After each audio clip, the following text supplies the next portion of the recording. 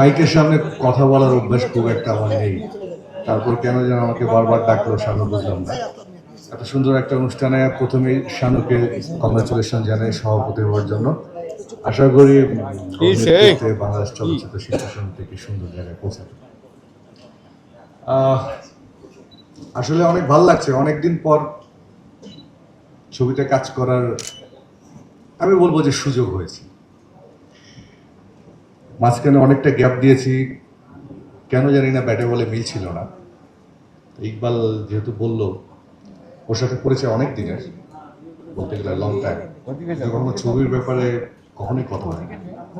যখন প্রপোজালটা দিল ভাবলাম যে না, ছবি করার উসিলায় অন্তত ইকবাল, সানি ভাই, মিশা, তারপর এখানে আমাদের অনন্ত জলি সাহেব আছেন, বিশেষ করে রোজিনা আপা, যার ছবি অনেক দেখেছি, এরকম লিজেন্ডারি অ্যাক্টরদের সাথে কাজ করার সৌভাগ্য হবে। এটা একটা অনেক বড় পাওয়া বলে আমি মনে করি। নায়াসিনামাইড ও স্যালিসাইলিক সমৃদ্ধ লিলি ফেস ওয়াশ যা ফেসের ডেড স্কিন সেল দূর করে দেয় দ্বিগুণ ফাস্টার ব্রাইটেনিং। বাঁধন তো আছে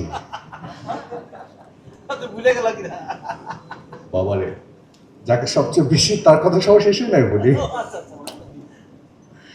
ডিরেক্টর তো নায়িকার দিকে ফোকাস বেশি।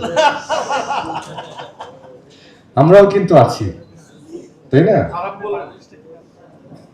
হিলাল ভাই ঠিক বলছি না?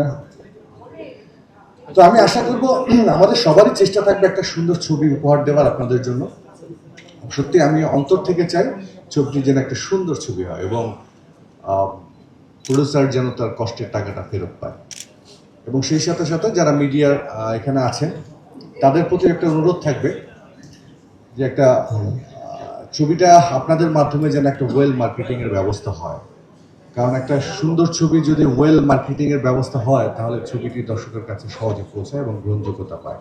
আমি মনে করব চলচ্চিত্রের এখন যে অবস্থান সেখানে আপনাদের একটা বিশাল ভূমিকা আছে এই অবস্থান থেকে বের হয়ে আসার জন্য। আমি আবেদন রাখবো আপনারা অবশ্যই আপনাদের সেই সুন্দর দায়িত্বটা অবশ্যই পালন করবেন এবং একটি সুন্দর ছবি যেন আমরা বাংলাদেশের দর্শককে উপহার দিতে পারি। আমরা সবাই মিলে সেই চেষ্টা করব। ধন্যবাদ সবাইকে।